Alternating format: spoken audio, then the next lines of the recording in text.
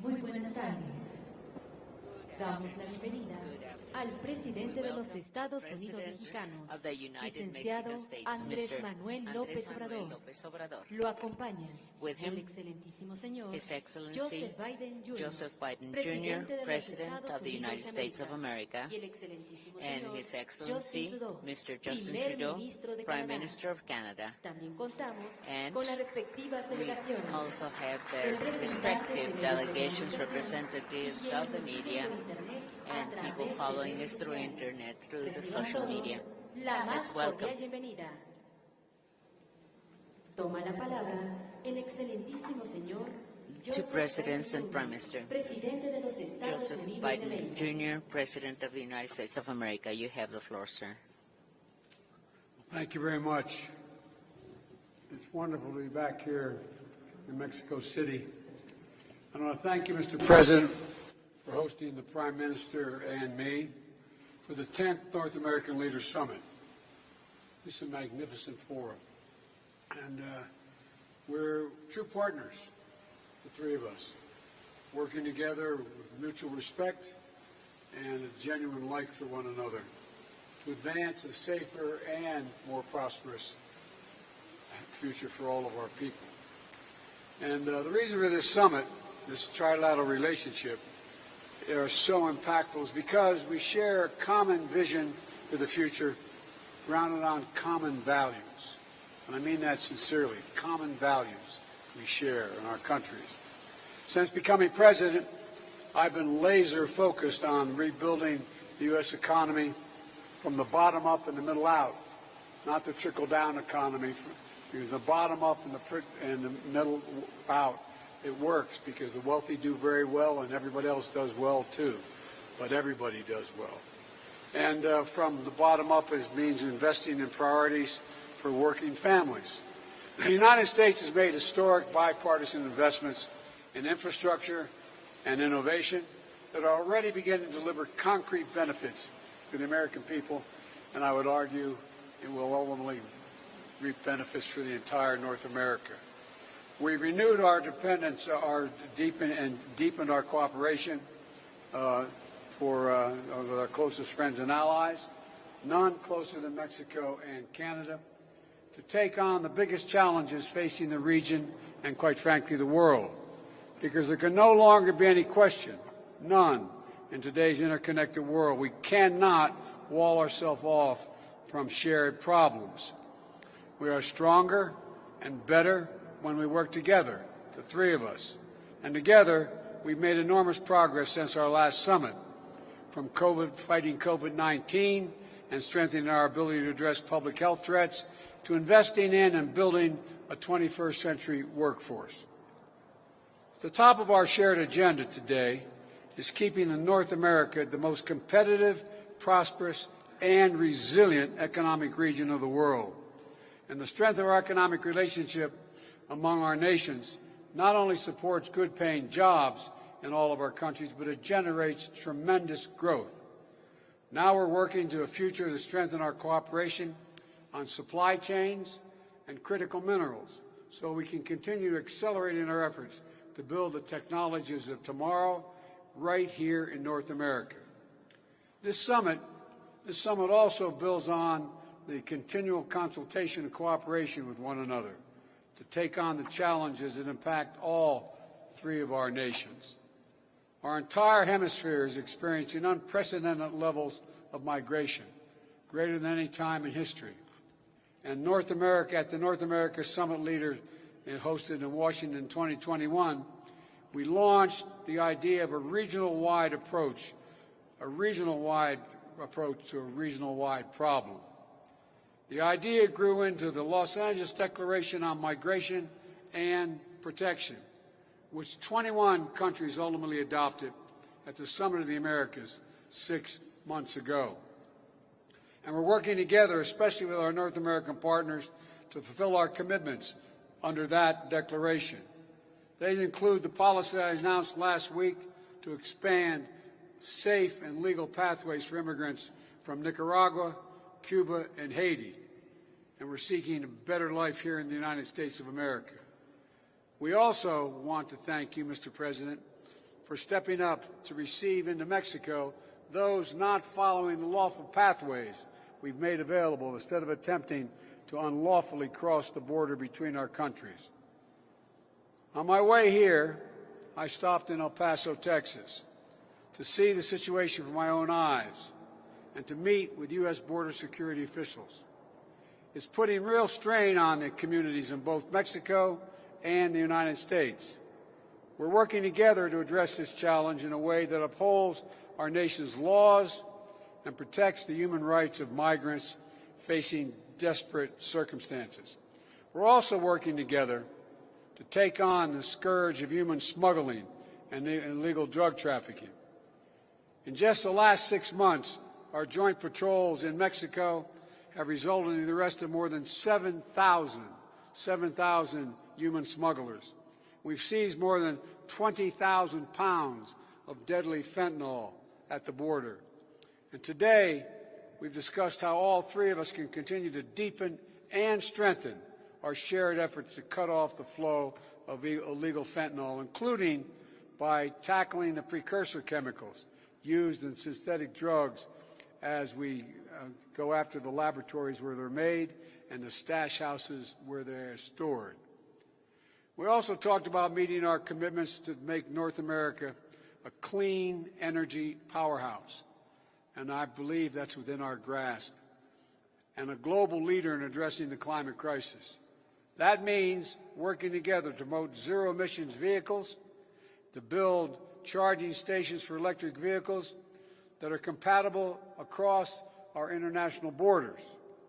It means exploring shared markets for clean hydrogen, and it means working together to meet our ambitious commitments under the Paris Agreement, including tackling methane and black carbon. And finally, as three vibrant democracies, we recognize our greatest strength is our people. Let me say that again. Vital democracies we are, and our greatest strength are our people, the strength of our people. And the key to our competitive edge in the world is our incredible diversity. So together, we're working to address the inequities that for too long have plagued historically marginalized communities in each of our nations, to make sure everyone gets a fair shot. It's one of the smartest investments we can make for our future, and we're going to make it together. So, Mr. President, Mr. Prime Minister, I'm honored to stand with you today, and I'm grateful to have both of you as partners, and I might add friends, as we work together to realize a shared vision for North America. Thank you very much.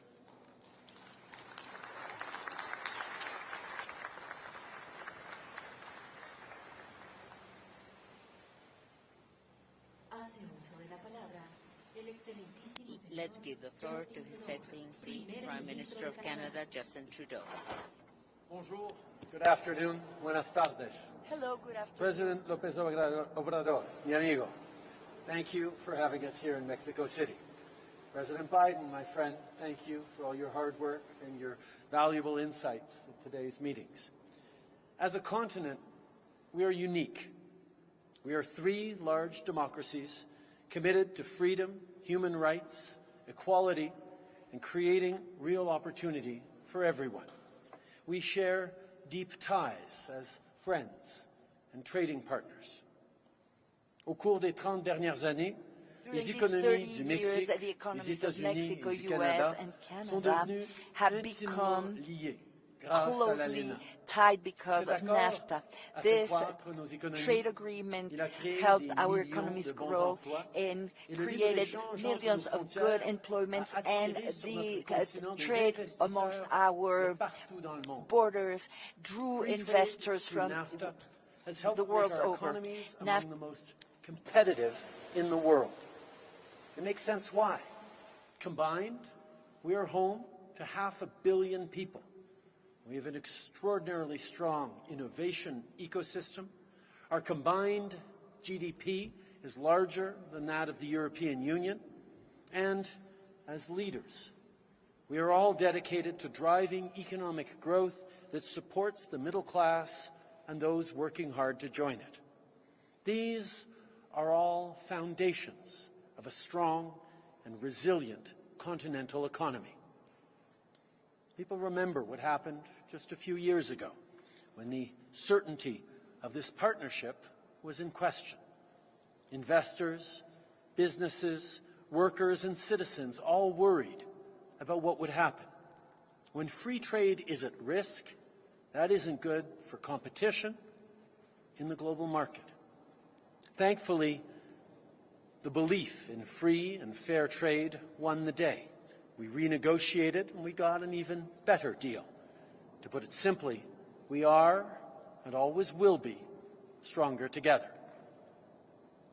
The world today is facing a lot of uncertainty, with the rise in authoritarian leaders causing global instability and the high cost of living putting stress on families at home. It's important that we come together as leaders and as friends to look at ways to make our economies more resilient. Today we discussed how we can build reliable value chains on this continent for everything from critical minerals to electric vehicles to semiconductors. This is good for workers, good for consumers, and good for communities across our countries. La COVID-19 nous a montré toute l'importance des chaînes d'approvisionnement, de la résilience économique, et toute l'importance de se préparer au futur pandémie, d'essayer de les prévenir. Aujourd'hui, on a parlé de façon d'améliorer notre coopération dans le domaine de la santé pour être prêt à intervenir. We can boost our economic resilience even further through our work to build a clean economy.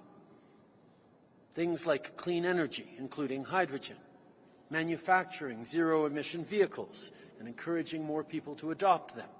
This is an enormous opportunity for workers and for business. On doit tous prendre part à l'action climatique. Les gouvernements et le secteur privé doivent travailler ensemble vers l'atteinte des objectifs de 2030. Ces objectifs ne consistent pas seulement à réduire la pollution pour atteindre les cibles de Paris. Ils se rapportent aussi à notre engagement à conserver 30% de nos terres et de nos océans d'ici 2030. Le mois dernier, à COP15 à Montréal, le Canada a réuni des pays du monde entier. Canada convened countries around the world, and we reached a historic agreement to preserve and protect nature. This is essential for the health of the economy. Canada is pleased to have our Mexican and American friends committed so strongly to protecting clean air, clean water, and a brighter future. Canada is also pleased to see all three countries take steps towards building a more diverse, equal and inclusive society, a society where there is opportunity for everyone, where women and girls are politically and economically empowered, including Indigenous women and girls, where the benefits of growth are felt by workers and families across the economy. By doing this, we create a more stable, prosperous and equal future, and we build economies that work for all North Americans. We made progress on a lot of different things today. There's a lot going on in the world right now, and as North American leaders, we recognize the roles our countries play in being a source of stability and security, not just in the region, but around the world. Ce sommet a été productif. This summit was extremely fruitful. We were able to reiterate our vision and the force of our partnership. Much progress in the coming year, and I look forward to hosting you both in Canada for the next North American Leaders Summit. Thank you. Merci. Gracias.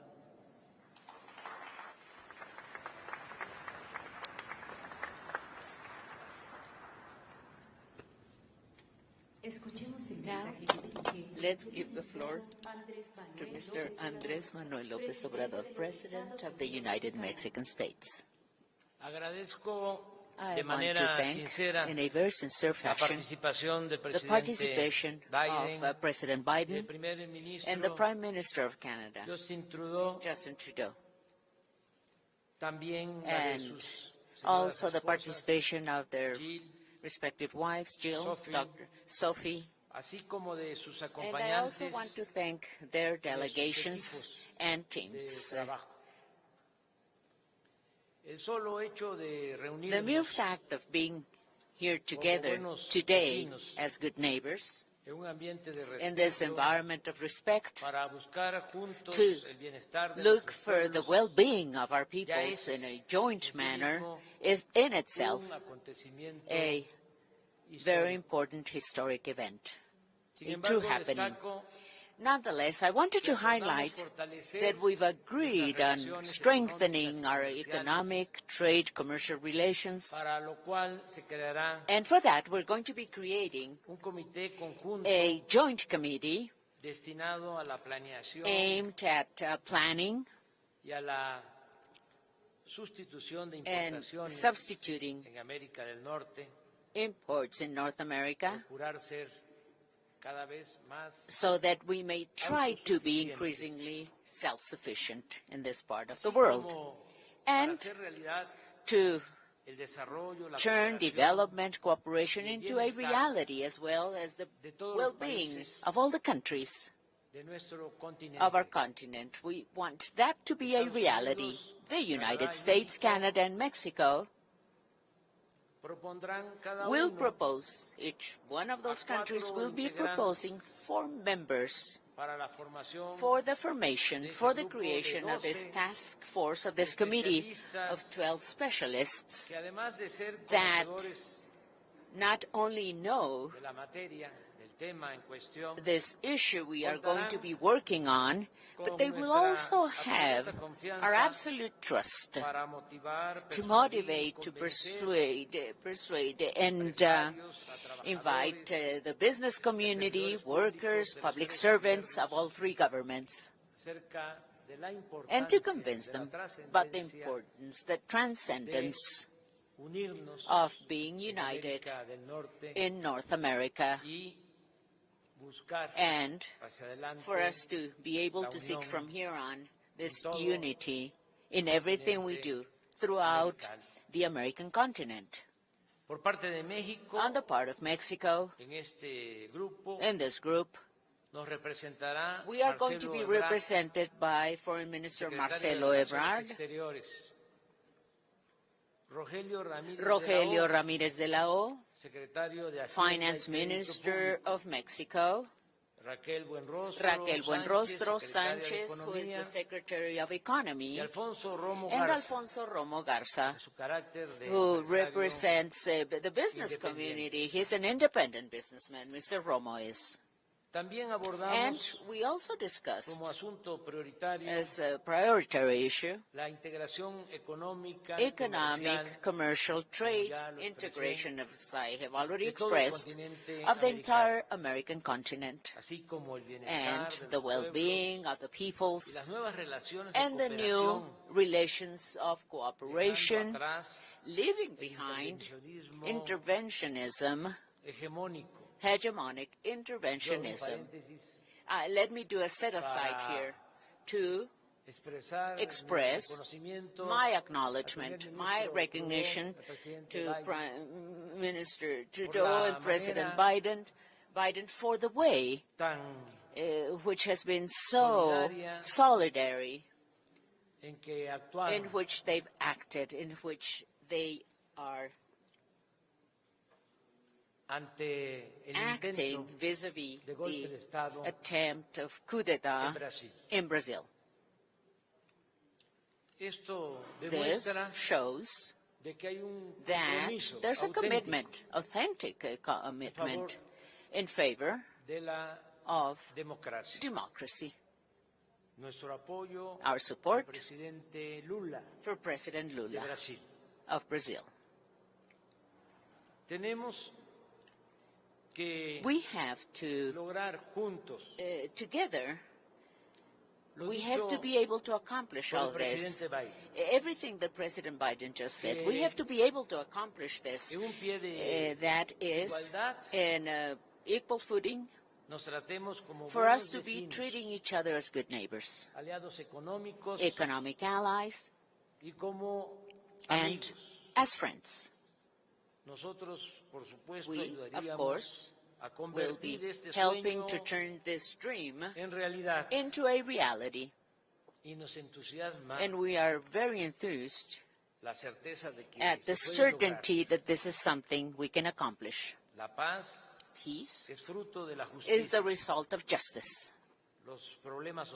Social problems cannot be solved only with coercion measures. We should always attend to the scourge of violence and the migration phenomenon with an approach, humanitarian approach of opportunities for the well-being of everyone. People are good by nature. And it's circumstances that sometimes make it necessary for someone to take the path of antisocial behaviors. We have seen this in Mexico and also in our sister countries, the countries of Honduras and El Salvador, for instance.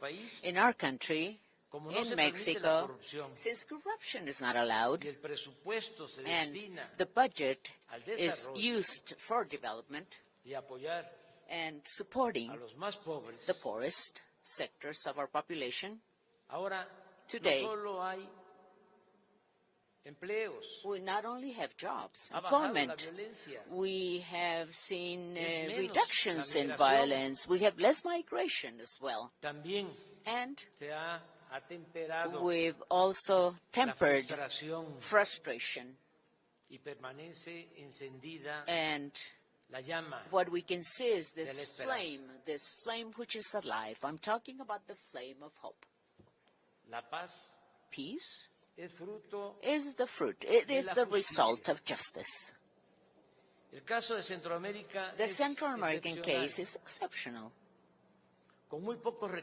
With just few resources, we are helping producers in communities in Honduras and El Salvador, so that they can grow their land, so that they can grow their crops with technical assistance, support, and basic income.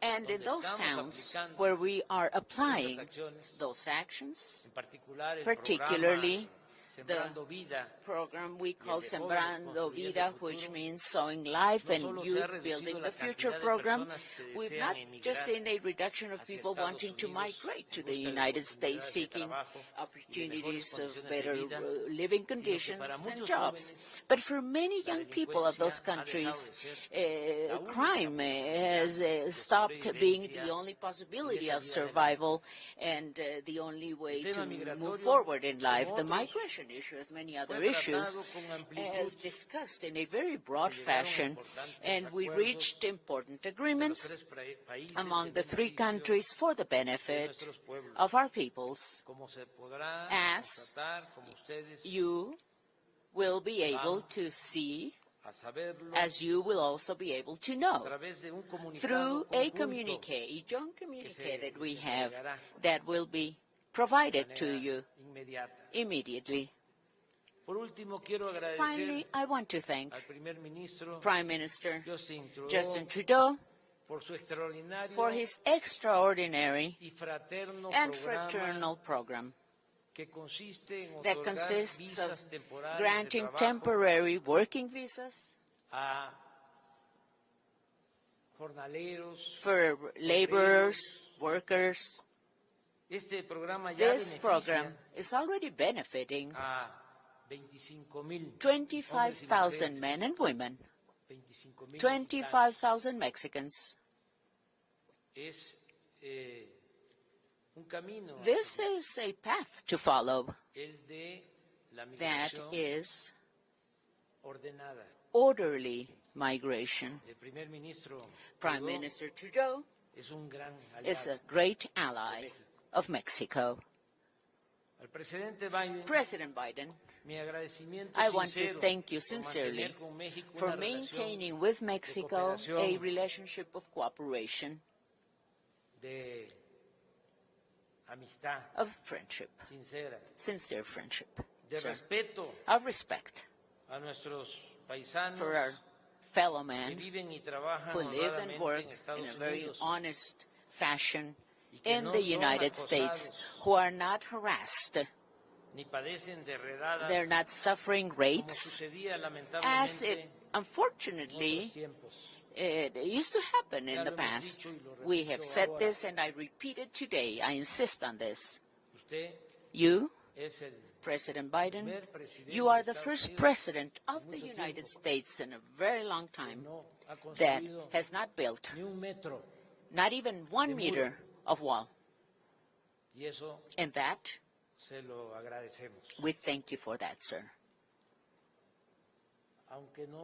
Although some might not like it, although the conservatives don't like it, in a very special manner, I also want to say that I have requested, in a very respectful manner, President Biden, I have requested on insisting, and I know that this is not a simple issue or matter, but it's a fair and very just matter. And that's why I'm proposing it. That's why I'm mentioning this. And also because I fully trust President Biden. I've asked President Biden to insist before the U.S. Congress to regularize the migration situations of millions of Mexicans who have been in the States, working, living in the United States, and contributing to the development of that great nation, which is the United States of America. I have reaffirmed that President Biden is a man with convictions, who maintains principles, ideals to guarantee, to ensure, as many others, men, women, in the United States and throughout the world. And the Statue of Liberty never, never, ever should become a symbol, a void, an empty symbol. Let me conclude by saying that my professor, great poet, Carlos Pellicer, my master, my teacher in 1930, he said that the wish of freedom, of liberty, is the biggest fruit that has materialized, that is in the heart of humans. To be doing that, we have to be free. The sentiments of justice are the children of freedom, of liberty. Never, ever being slaves will we be able to be just and fair. Thank you very much.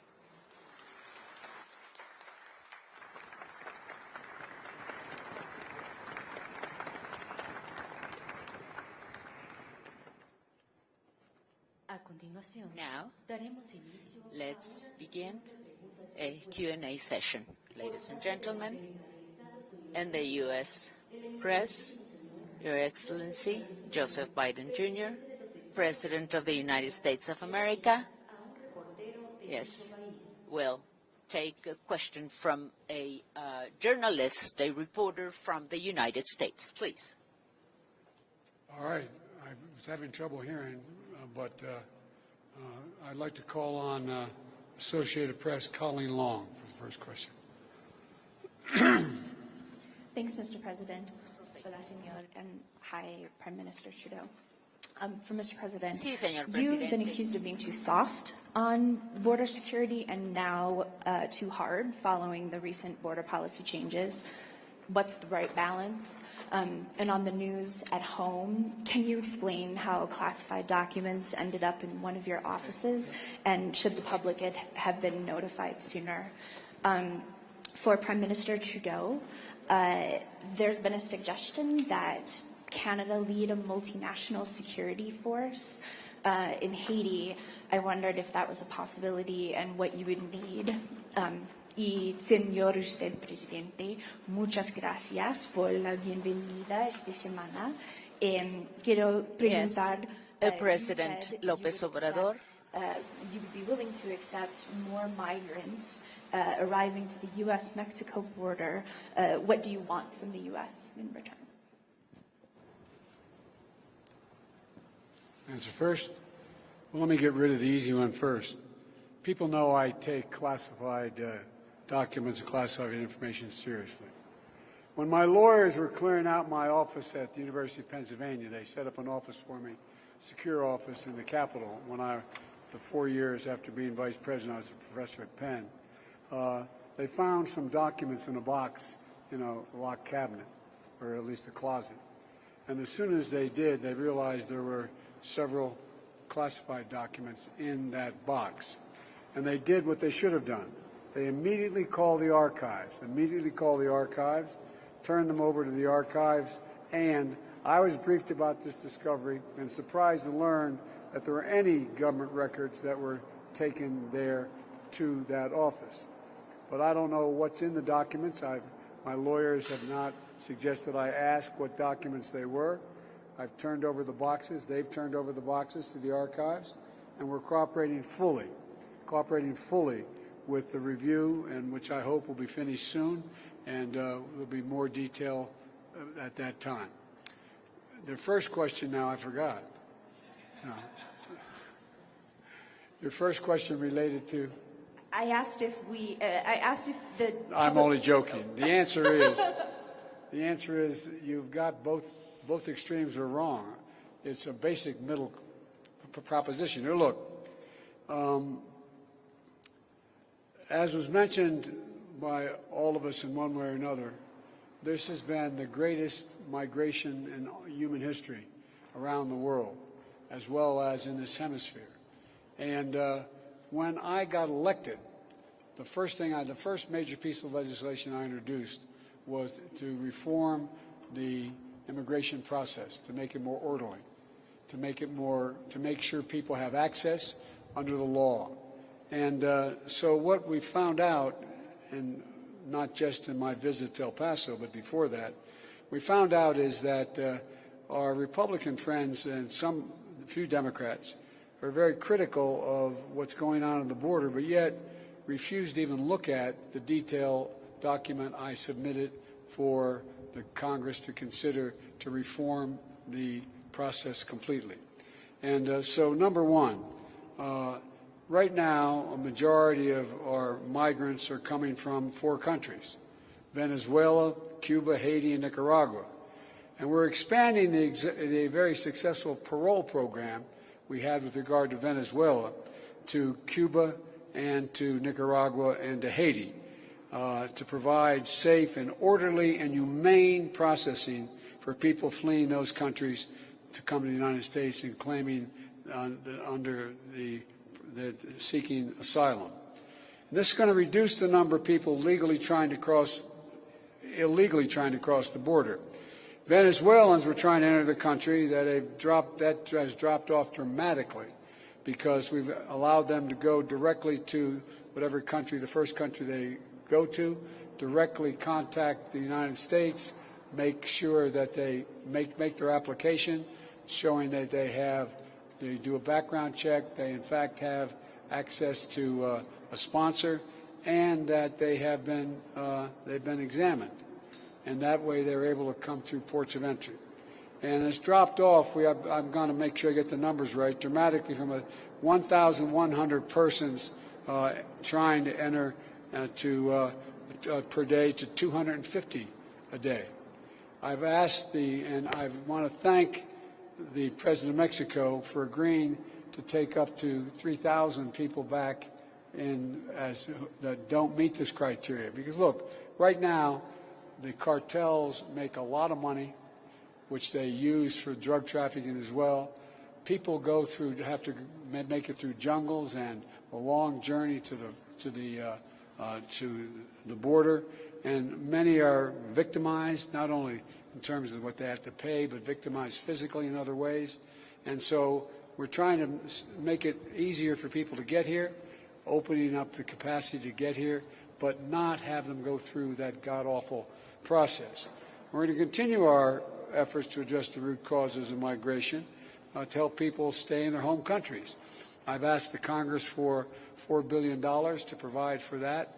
We've also had our Vice President provide for private donations of over $3 billion to make sure that people, look, all of you know, all of us in the United States are immigrants. Mine go all the way back to the Irish famine, but the point is all of us have been immigrants. And one of the things that comes across fairly clearly is it's not like people sit in their home, city, county, town, and say, I got a great idea. Let's sell everything we have. Give it to a coyote, go through some jungles and a long path up to the United States, smuggle us across the border, drop us in the desert, and won't that be fun in a country we don't even speak the language? We can do more than merely just make legal immigration more streamlined, but we can also do it by preventing people from wanting to have to leave in the first place, by helping their communities, in fact, better their circumstances. And so I hope, and by the way, my proposals are supported by the Chamber of Commerce, by the American Labor Movement, which is an unusual coalition, and a whole range of people. The point here is that my Republican friends in Congress should join us in the solutions. And the one last point I'll make, and I'm sorry to go on so long, but we spend a lot of time talking about it, is we have to increase the technological capabilities of the border, both to intercept illegal drugs and other contraband, as well as people being smuggled across the border. We have now the ability to use, and some of you have seen them, I know you have, I'm sure, these trucks that ride alongside of a tractor trailer. It's like a giant x-ray machine, and it can determine what's inside that tractor trailer, and thousands cross the border every day in legal commerce. And so we're allowed to determine whether or not there are fentanyls in there, drugs in there, people being smuggled across the border.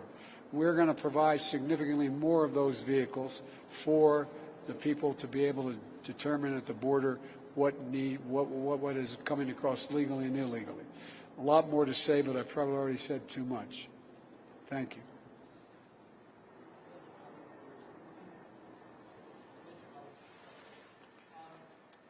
Por parte de la prensa de Canadá, preguntará David Cochrane de CBC. David Cochrane, al CBC, señor from Canada, Justin Trudeau, will primer ministro de Canadá. asking a question to Your question, and I'll fold the Prime Haiti Minister question Trudeau. in as well.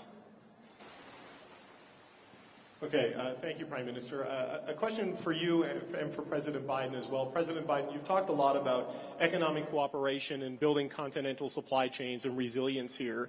But since you've been president, Canadians have seen what they consider to be protectionist U.S. protectionism from you in things such as the Buy American Act. So what assurances can you give to Canadians and Mexicans watching this at home that there will be equal partners in the economic opportunity you're talking about in this transition and not have to confront further attempts at American protectionism?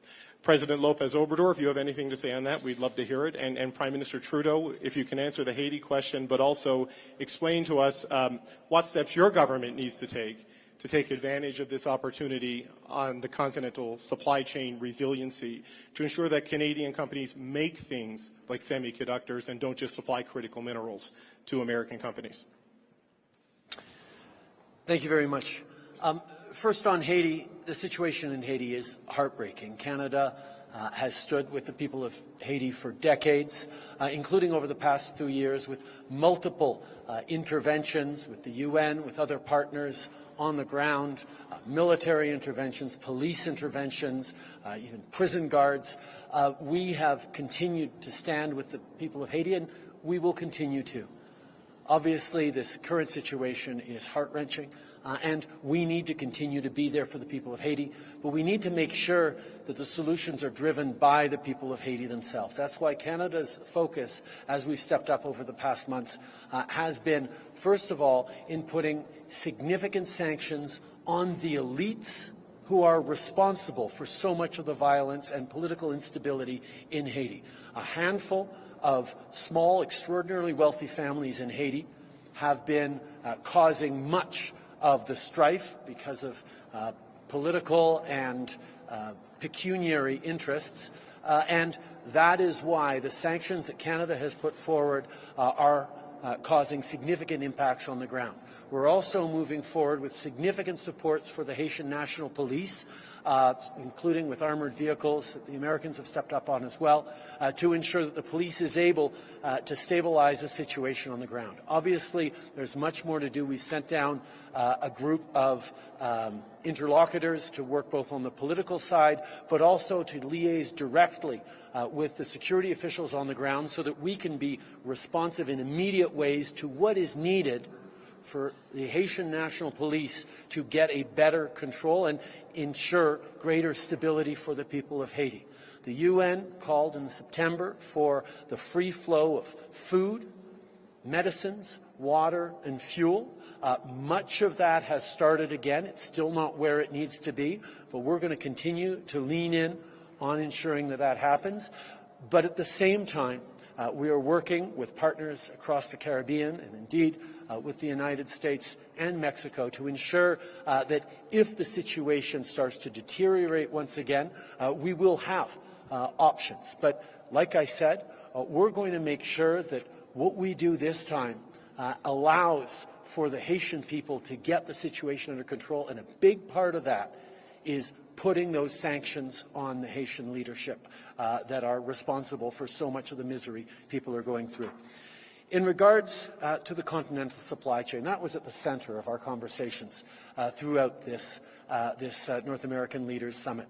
The idea that we already work extraordinarily well together with NAFTA, but there's so much more we can be doing at a time where supply chains around the world are under increasing stress, and significant economic actors around the world are becoming less reliable as partners and less desirable as partners in building the technologies and the energy futures that we want.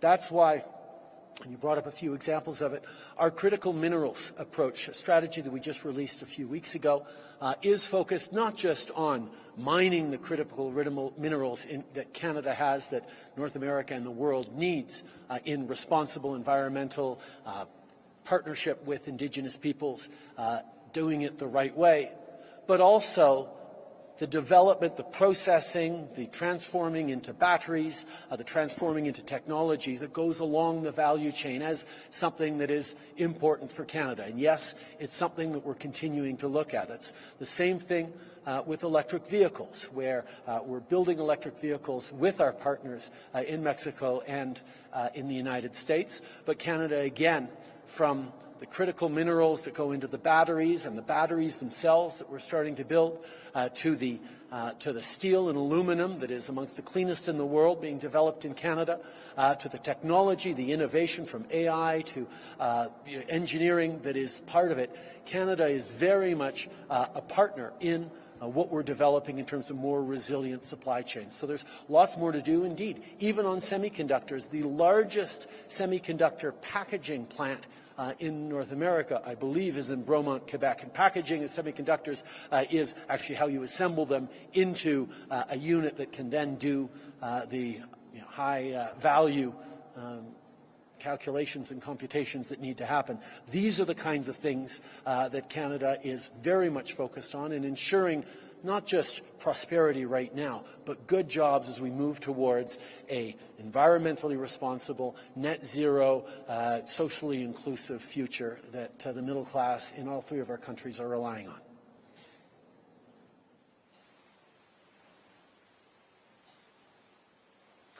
Oui, brièvement en français. Briefly in French, in regard to Haiti, Canada has always been there to help the Haitian people, and we are working with our partners in the region to guarantee better solutions for the Haitian people. We have laid sanctions against the elites. We are helping the national police in Haiti. We have had good exchanges, good dialogues with our partners in the UN. U.S. and Caribbean countries to guarantee that we will be able to preserve, to have the people of Haiti at the center of the solutions in regard to the economic integration and the competitiveness in North America, be it electric vehicles, be it critical minerals, strategy minerals, and the ones we're going to develop to produce the necessary technologies, or in regard to any other technologies, in order to work together, because we know that North America can offer many solutions, great competitiveness to the rest of the world, and we are a true force to reckon with in our continent. Por parte de la prensa de México, preguntará Sara Pablo de Grupo Fórmula. Sara Pablo of the Formula Group will pose a question to the constitutional president of the United Mexican States. Yes, good afternoon, presidents, prime minister. And we have a few questions for President Biden. I know that recently you announced the United States will be receiving citizens from Venezuela, Haiti, Cuba, and Nicaragua. What is the time frame, and are you thinking of expanding the number of people you will be receiving? And is this some other nations could be included? And what is the amount in technological improvements in the United States? And for President López Obrador, how will Mexico be prepared to receive all the migrants the United States will be expelling from its territory, and the new migration center in the southern part of Mexico? What is it all about? And then after this 10th summit, are we going to be seeing changes in migration policies and the way migrants are being treated? And finally, this is for President Biden, fentanyl. What concrete actions are you going to be implementing? What's the impact of the detention of Ovidio Guzman, because the cartel of the Pacific is one of the main fentanyl producers? And finally, another question on energy sector consultations. President Biden, Prime Minister Trudeau, did you discuss those discussions about the USMCA, the TEMEC? Very well. We did speak about migration in a very broad manner. Of course, there is cooperation with the U.S. administration, and at the same time, we have the commitment to protect migrants. What President Biden has proposed is absolutely true. If migrants cross our country, and in some cases they also go through other countries in Latin America to arrive in the United States,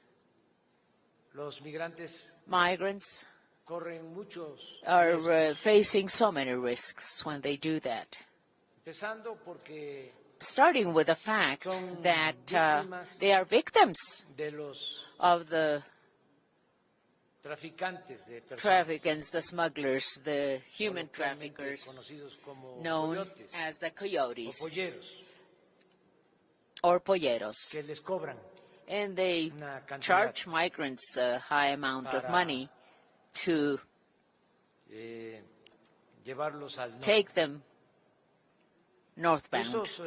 Now, those polleros or coyotes have networks, and at the same time, they hire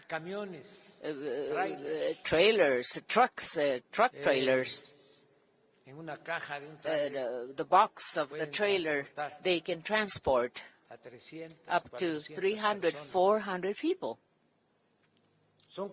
So constant accidents are taking place on the highways of Mexico, the roads of Mexico, unfortunately. And the worst of it all is that many migrants are being kidnapped by criminal groups, by criminals. They're being murdered. And this is very sad, very painful. That's why I'm speaking about protection. What we want is an in-depth solution. We've always said that people, just as President Biden said, people do not leave their towns, their countries, their families because they like to do it. This is not a pleasure for them. They do it because of the needs they have. This is a necessity. We've always said we have to look at the root causes of all this. We have to try for people to be able to work and be happy where they were born, where their relatives, their customs, their traditions, their cultures are. And we need to invest for that. We need to invest in development of the countries with more inequality and poverty.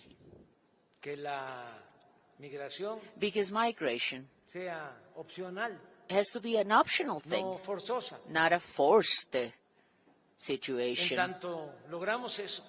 However, in the meantime, because we're, of course, doing everything we can to accomplish this, Mexico, with just a few resources, is helping. I have already mentioned that. We are working with communities in El Salvador and Honduras. We're going to be starting this in Guatemala and Belize as well. However, we do need to promote development even more and well-being to ensure guaranteeing opportunities for those that are forced to migrate and leave their communities. We are not thinking of building any center in the southeastern part of Mexico, any migration center. We're not thinking of that. What we do is help with shelters, with health care services, with food services as well. That's the way we help migrants. And we do celebrate the fact that the U.S. administration has made the decision, rather, to have an orderly migration flow. In the case, for instance, of our Venezuelan brothers and sisters, and I understand that this plan will also be extended, will be expanded to benefit other migrants, other countries. We know for sure that since the announcement was made, saying that those permits, humanitarian visas, were going to be granted. In the case, for instance, of the Venezuelan population, we've seen a decrease in migration flows. People crossing Mexico to migrate. This has been a considerable reduction because this was announced in the United States, and this was made public everywhere, saying that 24,000 humanitarian visas or permits were going to be granted, and that the formalities had to be covered, the paperwork, although there are some requirements that have to be met. People decided to do it. So what happened was that a new path has been opened. It didn't exist before. Everything was arriving in the United States, risking everything, risking people's lives, of course, at the risk of their own lives. Now that this mechanism has been approved, people can file their own request, and this might take time. However, there's hope hope that this purpose is going to be accomplished, the purpose of going to the United States to work, to live. We celebrate this. And we think that, I insist, what Canada is doing is also the right thing to do. And I was talking about our own experience as well. And you can look at data. It's there for you to look at. Because of circumstances in the past, migration corresponded to the sister countries of Central America. Those were the main migration flows from Central America. But for a long time as well, Mexicans migrating, who were going to look for a better living standard, who were going to look for a job in the United States.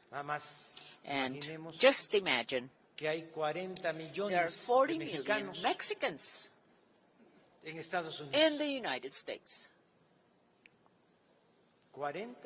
40 million who were born here in Mexico, or they're the children of people who were born in Mexico. Now, what have we been able to accomplish? With all the support for well-being, we've reduced the number of Mexican migrants. Yes. There are less migrants abandoning Mexico now because there's public investment, because out of 35 million families, 30 million families of Mexican families are now receiving at least a program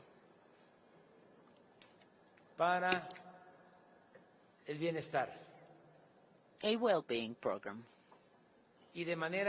And this is a very direct manner of doing this here in Mexico. All the senior citizens, 65 or over, receive a pension. This is a universal program in Mexico. 11 million of senior citizens in Mexico are getting a pension.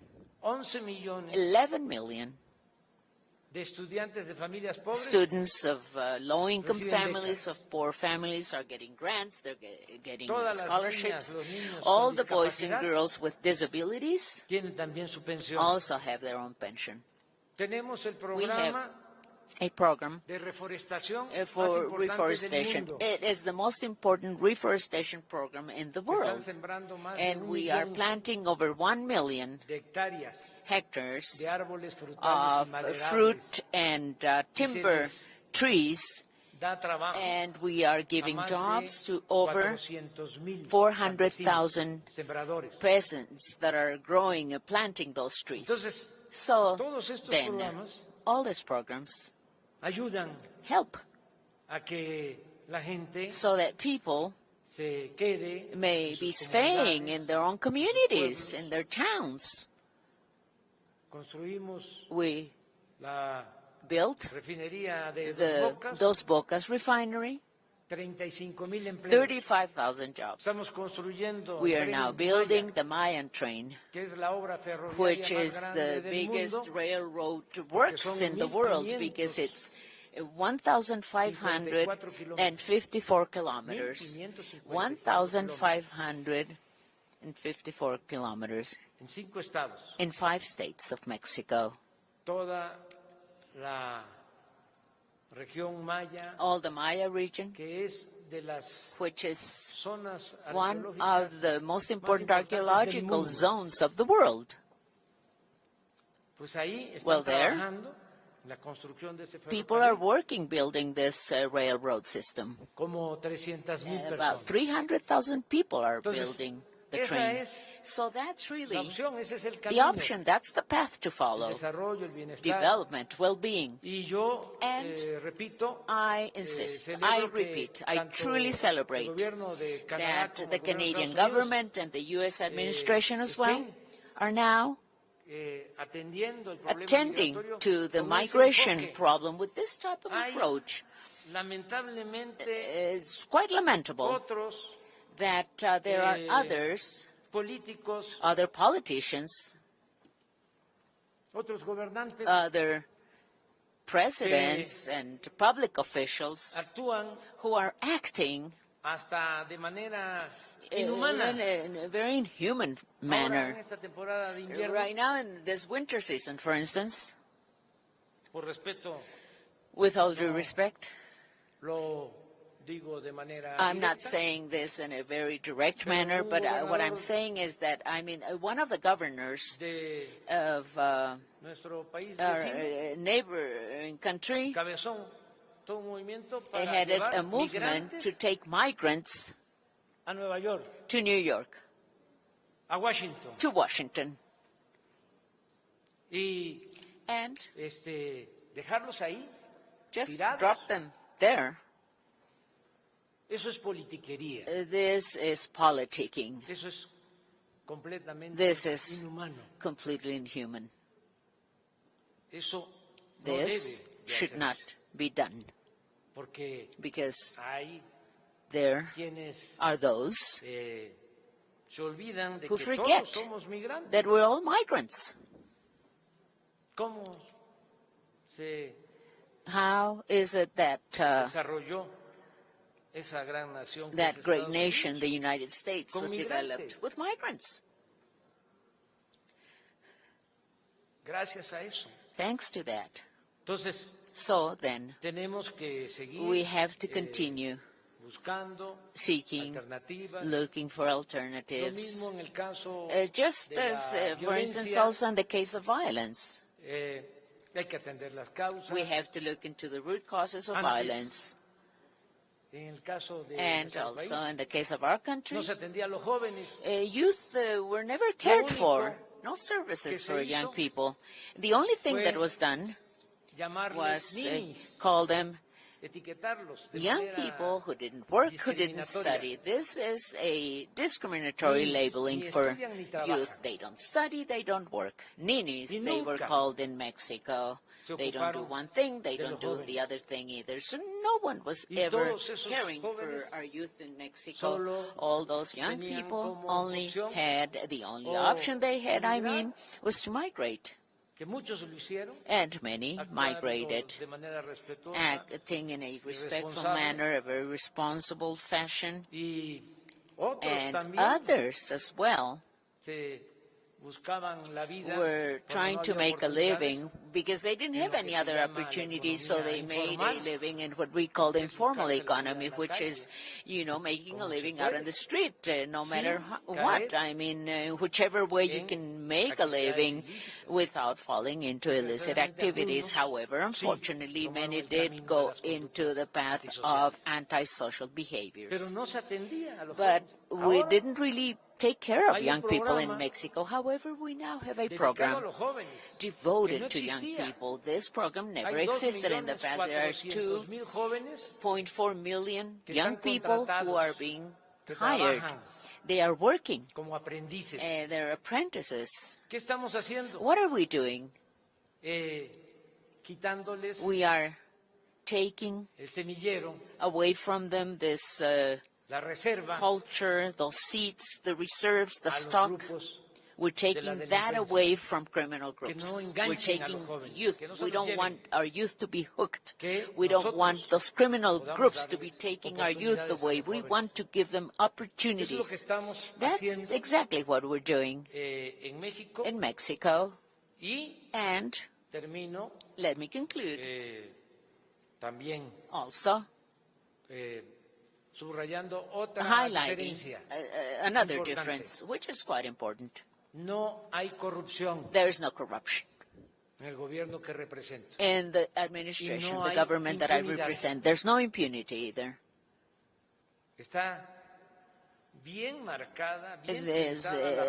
we have painted this line that it is very clear.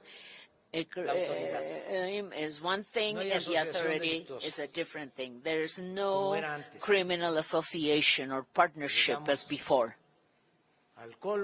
Yes, we're even ashamed to mention this, to mention that those who were in charge of guaranteeing or ensuring public security were at the service, in the past, were at the service of criminal organizations.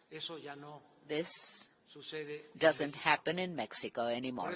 That's why in this meeting, this summit we just held today, all three governments of the three countries, we have reached agreements to continue working together to get peace, to have peace in all three countries, so that we can ensure and guarantee security of our peoples.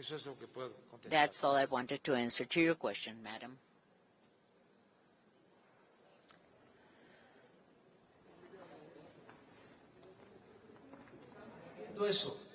Yes, we are doing that. Just as I was telling you that in the case of migration, first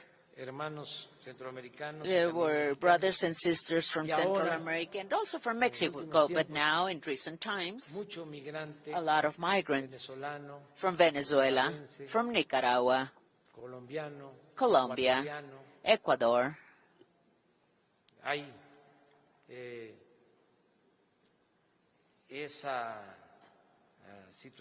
We do have a situation. This is these are changes in places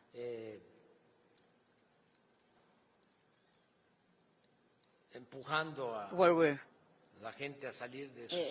places where people being pushed or are being pushed to leave their towns, their place of origin, for many reasons. With drugs, we have a case in point. It's not cannabis, it's not marijuana, it's not poppy. It's not only cocaine either. Now we have fentanyl and chemicals, which are some of the most dangerous type of substance and very harmful for people because they are causing so many deaths. So then, we're working on this in an organized manner. In the case of Mexico, this led us to make all the ports and the customs offices to be controlled by the armed forces in Mexico. All the sea customs office, because fentanyl and other chemicals come from Asia, and they are processed in labs, and we are avoiding the entrance of those chemical substances, and we are destroying labs.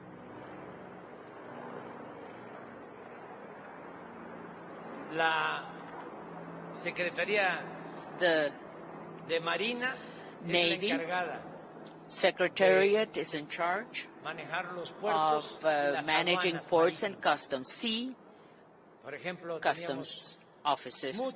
For instance, we had so much trafficking of chemicals in the port of Manzanillo and also in Lázaro Cárdenas.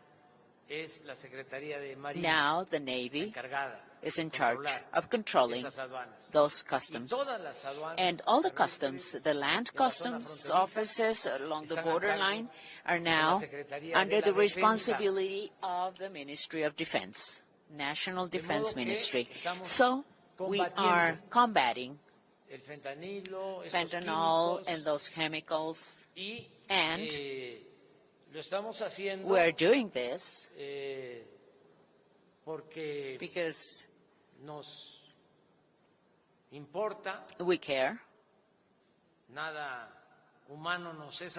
Nothing human is alien to us. We truly care being able to help and to be of help. The situation in the United States, deaths because of overdose of fentanyl. And but just as we discussed today, this is not only an issue of the United States. The thing is that if we do not face this problem, this scourge, we are going to suffer it ourselves as well. So we have to act in a coordinated fashion, and that is something we've been doing, and we discussed it in this summit. It is in the communique we are about to give you. And we are defending life, the life. As I was telling you, I was telling Prime Minister Trudeau and President Biden, their teams, campaigns, publicity or propaganda campaigns in the government, in my administration. One is dedicated or devoted to not consuming drugs, saying no to drugs. Because we have to also think of that. It became quite a famous thing, public fame. Everything related to gangs. There are even series of gangs and organized crime, gangs of organized crimes. And this is like an apology of that which is desirable, because there are residences, very rich homes in those series, very luxurious homes, and the cars. Men and women, all very good-looking, very handsome men and women, well-dressed, with jewelry all over the place, with a lot of power. And they pick up the phone and they call the head of the police force, head of the military, or even a president of a country. And that's what's being disseminated all over. But we have seen a series on the damage caused by fentanyl, how in 6 months the life of a young person is destroyed, and what those doses contain. They have muriatic acid. Do people inform about the situation? Do people let other people know about this? No, of course not. So we are going to be launching an information campaign. As I was telling the President and the Prime Minister, I said, the vapors, yes, they say, well, they're not bad. I mean, they have 5 substances, that's it. But they're not bad. We did some research on this. Over 30 substances, harmful and cancer-causing substances in those devices people smoke with. However, because of the lobbying, corruption as well, the publicity or advertising management, then this is being allowed. And there are many parents, mothers, fathers who don't even know the damage that there are children are going through because of the vapors. We have to look into this, but really, this is not only the responsibility of the government, this is also the responsibility of the media. You can also help us so much on this to, spread the word, to inform people. radio stations, television networks. They should be devoting time for this, to inform people, to guide people on this, on how bad drugs can be for people's health, and that people can be successful and they can be happy without needing to fall into drug addiction, those mortal traps. Well, all this, that's what we've been discussing. I think I'm taking more than the time that I should have taken. It's cold outside. Thank you so much, everyone. Thank you from the bottom of my heart. Thank you so much. A continuación, se tomará la fotografía oficial de los mandatarios de México, de los Estados Unidos de América y de Canadá. I want the record to show I don't know what questions I didn't answer. I'm prepared later. Thank you very much.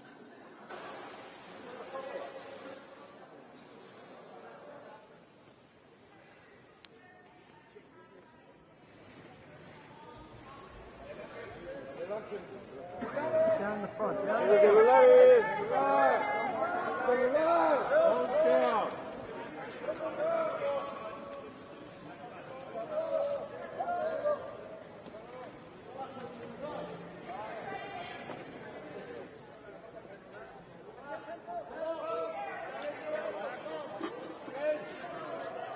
Es así como finaliza esta ceremonia.